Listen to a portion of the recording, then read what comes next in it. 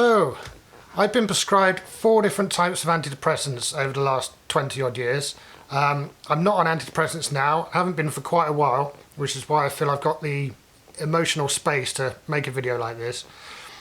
I want to share some of the experiences that I had while on antidepressants, and the reason for doing that is to provide some context, some background for other people that might be thinking of going on antidepressants or know someone that is on them or might be going on them.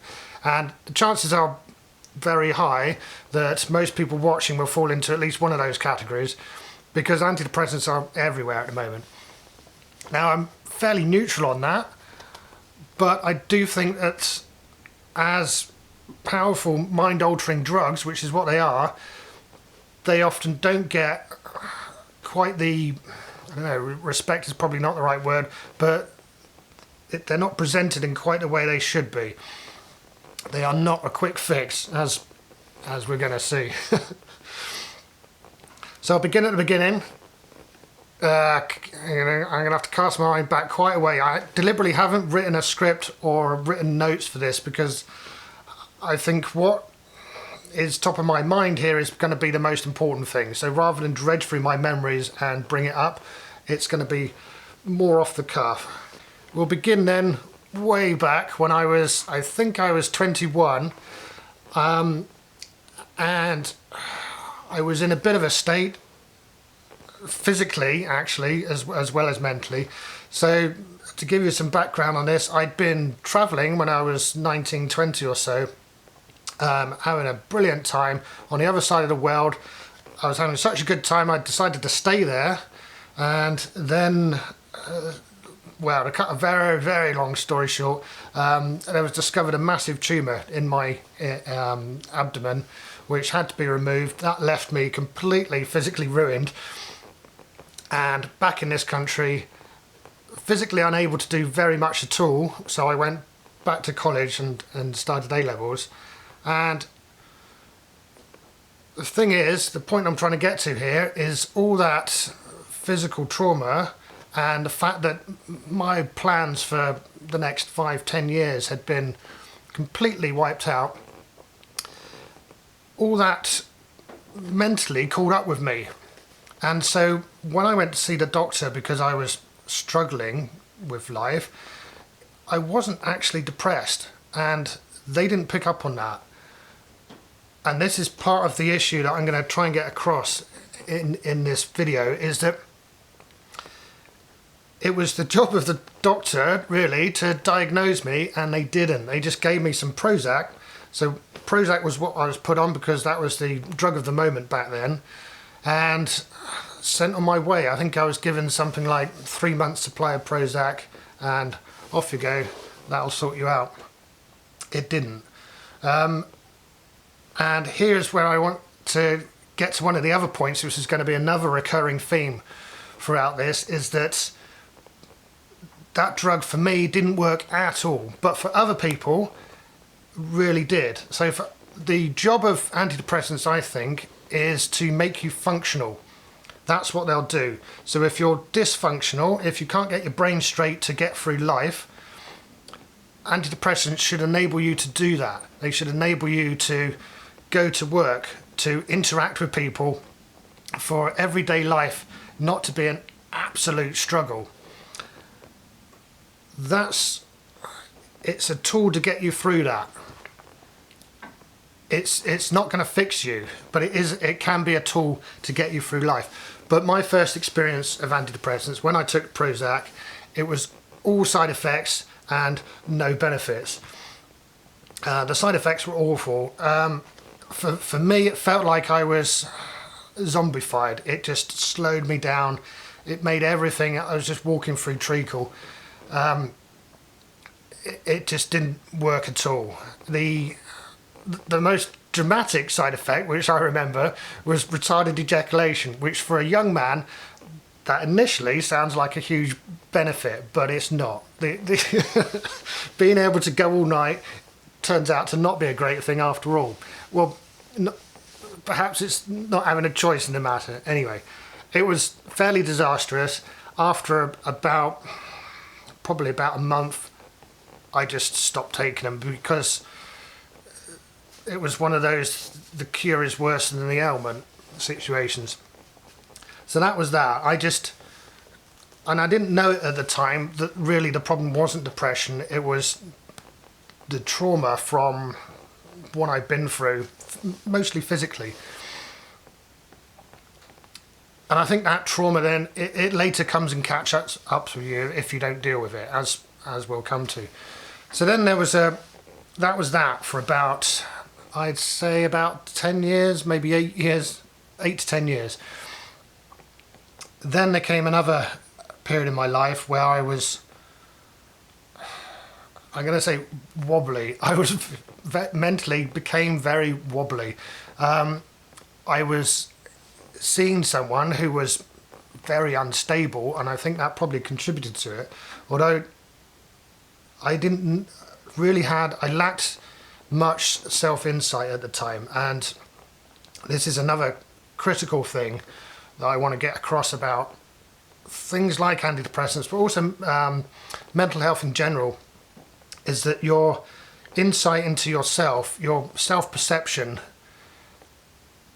is shaky, and you can learn to see the signs of depression coming, and you can have that window of insight into yourself, but that window closes quick. It closes quicker than you think it's going to close, and after that point your perceptions are not accurate, and that can be very damaging, as we'll find out. So I was in a situation, I was seeing somebody, but I didn't really have any close friends. I didn't really have anybody around me that could pull me up on my sort of increasingly erratic behaviour. But I knew something was up, and so I went to see the doctor. I went to see a doctor that I'd never seen before because I was living somewhere, well, temporarily, and I just went to the local surgery. I spoke to a doctor there, and again, it was a very brief chat. He wrote me out a prescription for Seroxat, which was the drug of the moment at that point. I'm pretty sure he gave me a 6-month supply of it, because he said, and this is true, that antidepressants need to be taken long term to have any benefit. So 6 months supply, off you go. You'll be fine now. Now I remember taking the Seroxat, and the side effects were completely different but equally as dramatic. It was very amphetamine-like for the first couple of weeks. I was working in a factory at the time, and I remember I was working on this giant machine that folded metal, and with some other people we all had to get big sheets, I think they were sheets of metal, feed them in this brake press, which would then fold them up. And so we had to load it, set the machine going, and it would do the folding process. While it was doing that, everyone else just waited for it to finish so you could take the metal out again. I had to pace up and down. I just couldn't stand. I must have looked like a complete nutter to that's my clearest memory of the first bout of side effects. And this is so that initial 4 to 6 weeks of taking an antidepressant, and this is going to be a recurring theme, that initial 4 to 6 weeks is hellish. That's the best way of describing it. It's hellish because you're taking mind-altering drugs,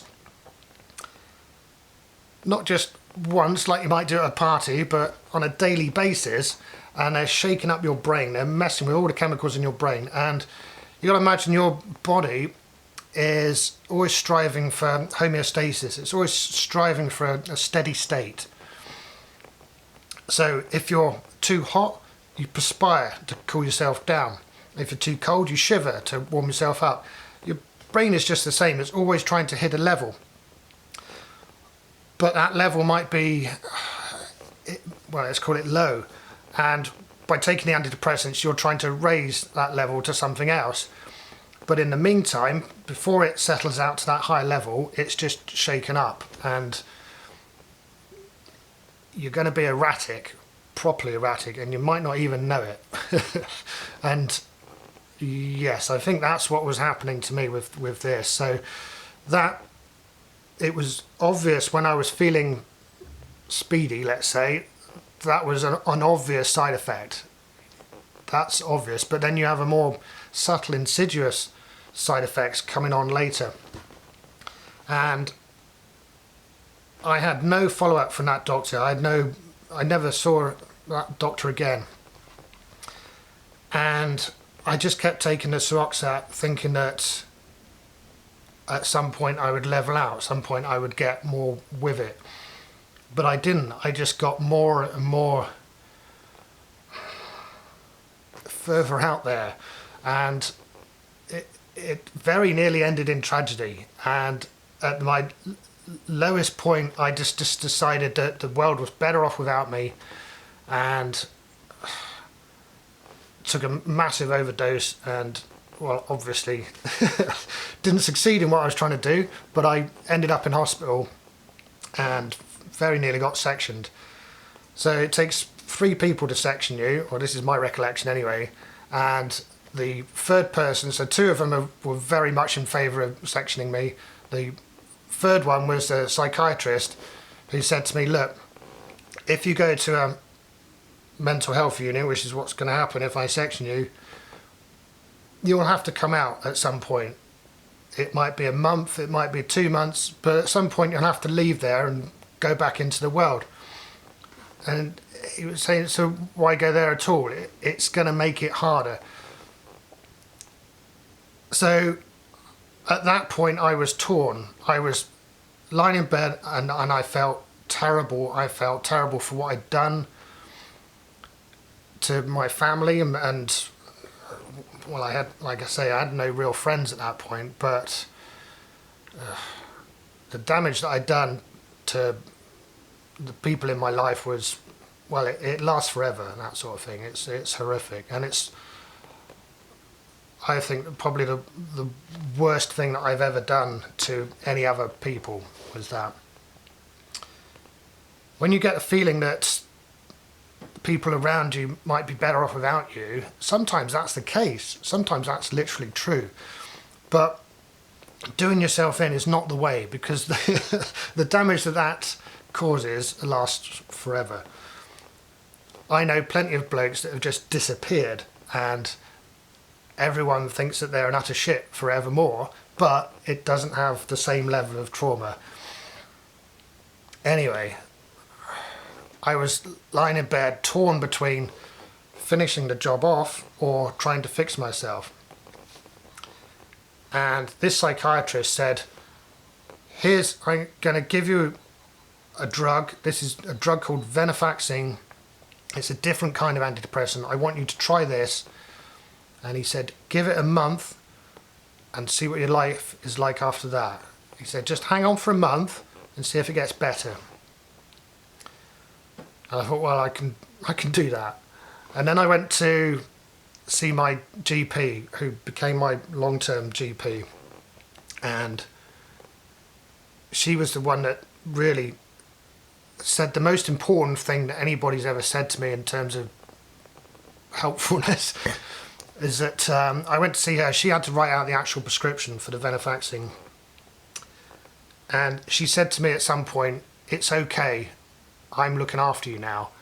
And what I took her to mean with that was that she wasn't just giving me a prescription and sending me on my way. She was going to follow up on it and check and make sure it was doing what was intended and not pushing me further towards the edge, back towards the edge.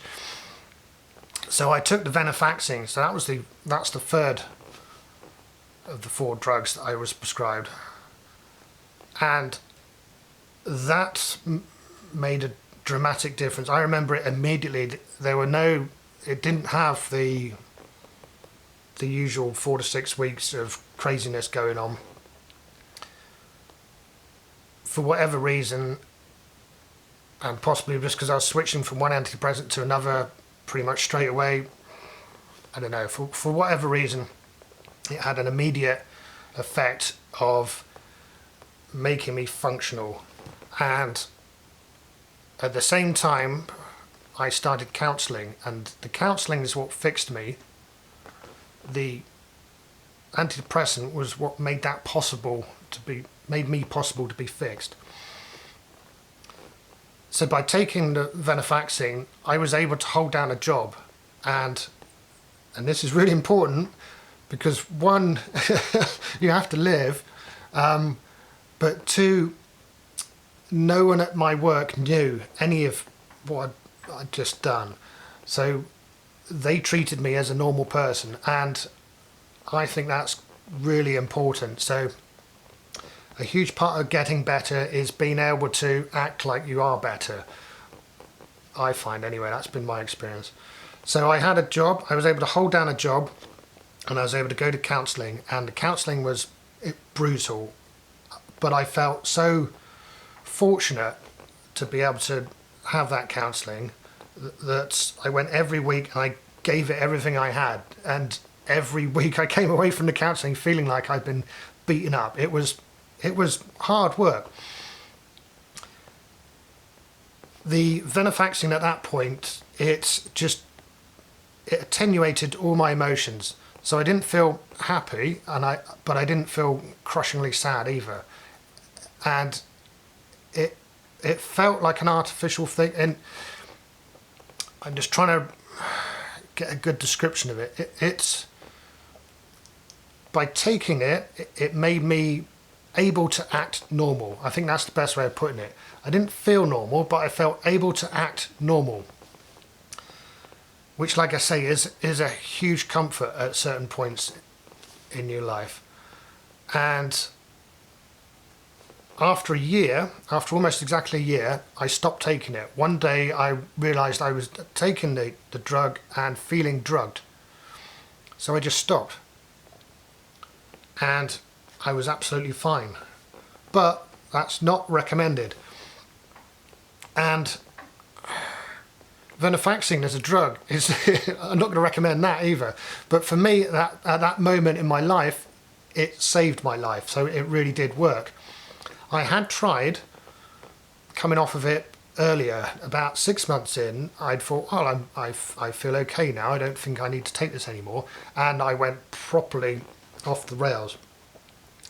Only briefly, fortunately, and I don't really remember much about it, apart from my doctor getting in touch with me and checking and then persuading me to go back on them, and everything was was fine again. But after that year, I stopped dead and everything was fine.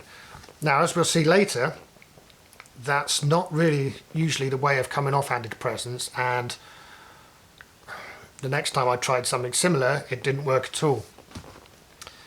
So that was me done. At the end of that year of being on Venlafaxine and that year of counselling, both things were essential. Neither one would have worked on its own. So without that, an antidepressant that worked for me, and this is something I'm trying to get across, is that the antidepressants are very, very, very individual.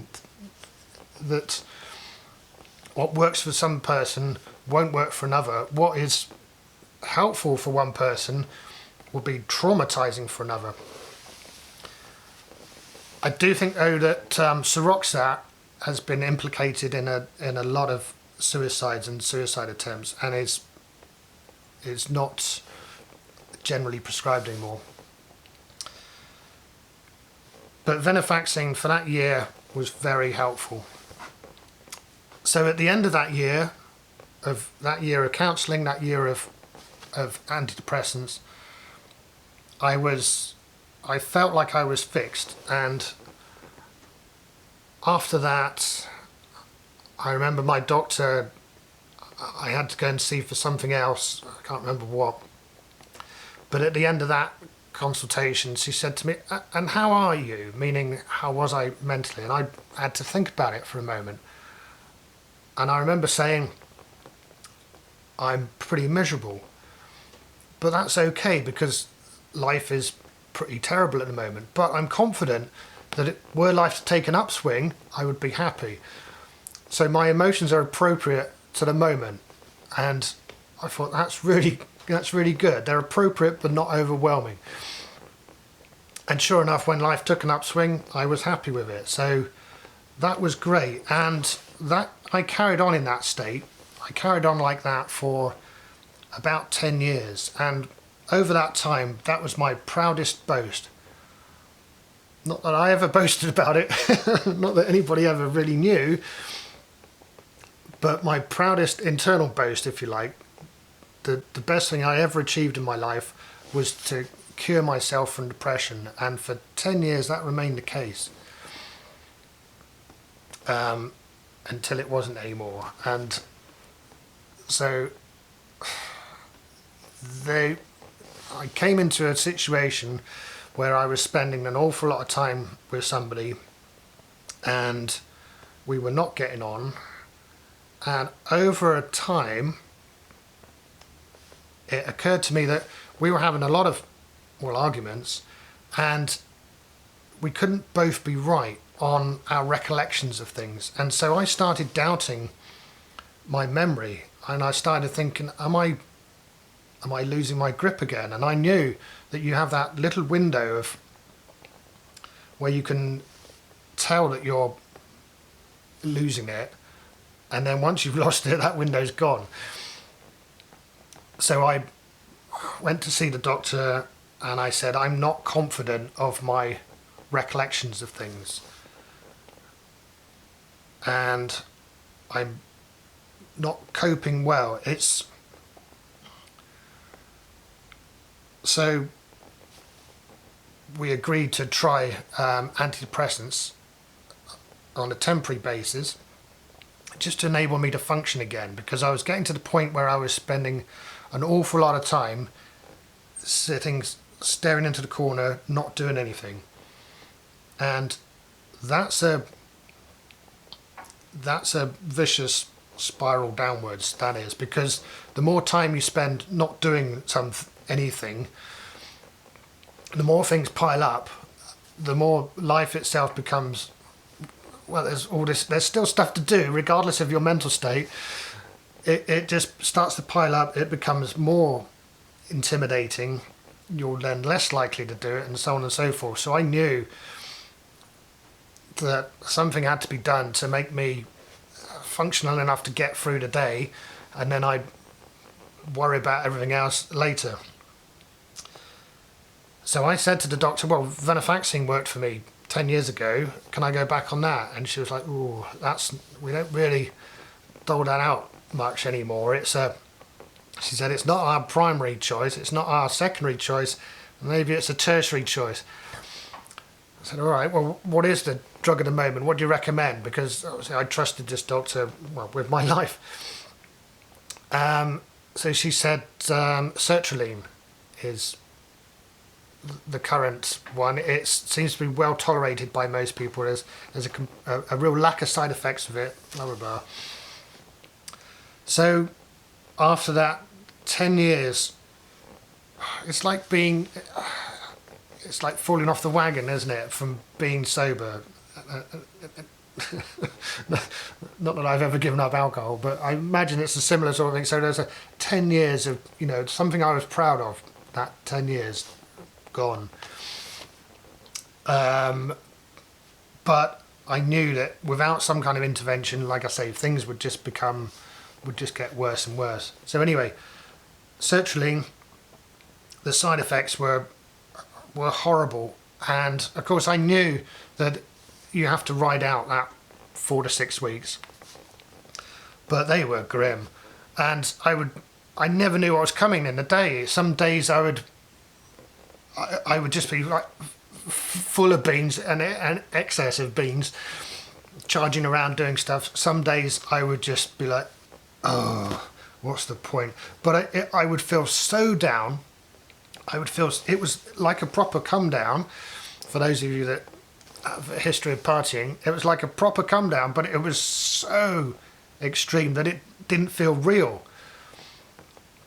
So every day it felt like my mood was being manipulated one way or the other, and there was no respite from it. That carried on, and it just carried on like that, and it never settled down. So again, drugs, antidepressants, work differently for different individuals. There is such a range of individual differences, because sertraline, apparently it's the drug of the moment right now. But for me, it never settled down into having any positive effect. It was just constant uppy downy side effect city. So after a while, I said, this just isn't working, it's just not settling down. I said, look, the Venlafaxine worked for me before, so at least I know that drug works, or at least it worked. Can I try that? So yes, it was agreed that I could go back on the Venlafaxine. So there was a crossover period where I came off of one and brought up the other. But interestingly, this time around, the Venlafaxine just didn't work.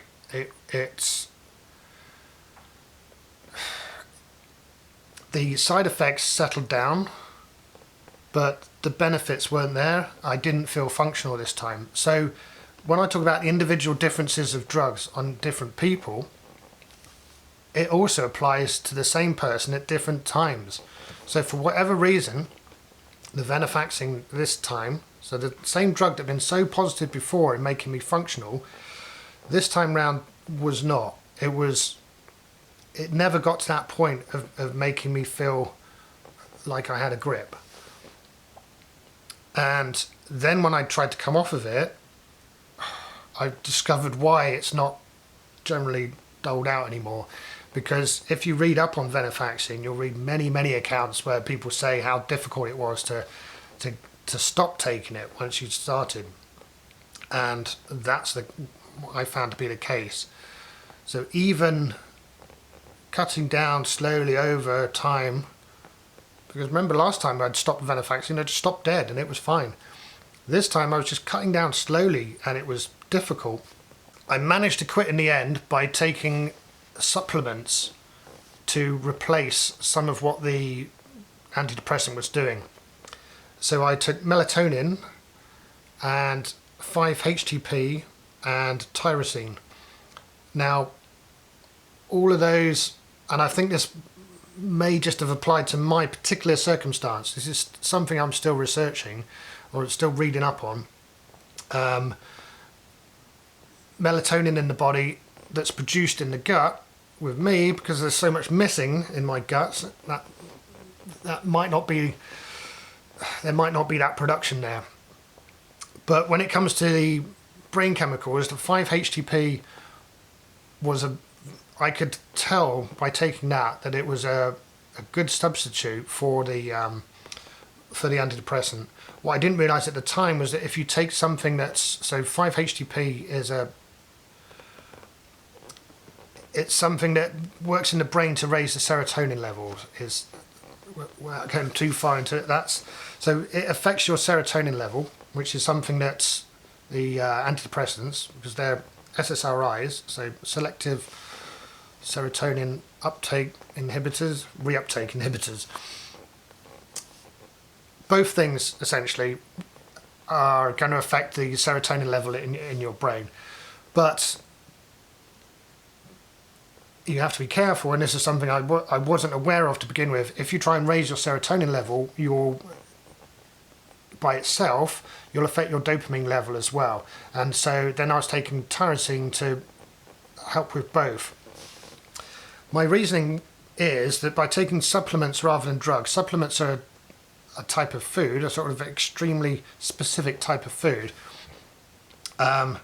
It's like if you have your dinner and you just ate, well, not even just ate the protein, if you just ate some of the amino acids of that protein, that's basically what supplements are. It's an extremely focused type of food, an extremely specific type of nutrient, if you like. But as nutrients, as foodstuffs, I reasoned that the body is much more able to take what it needs from that and dump the rest, rather than the drugs, which when you take the drugs, they just seem to have the effect that they have. And at least with my brain, it always felt like it was struggling to deal with what I'm chucking in there when it came to the antidepressants. So that's how I came off of the Venlafaxine, and I've been, I was going to say clean ever since. That's not really the right term, but I've not been taking antidepressants ever since then, and I'm back to being able to cope with the world and feeling the appropriate feelings, because this is something else that I think is really important, is that antidepressants are for depression. And that might sound obvious, but I know quite a few people that have been prescribed antidepressants for situations. And the thing is, well, let me put it this way. When my dog died, I was extremely upset. I was really upset because I really like that dog. But no, it wouldn't have been appropriate for me to go on antidepressants to deal with that upset. It's appropriate to grieve.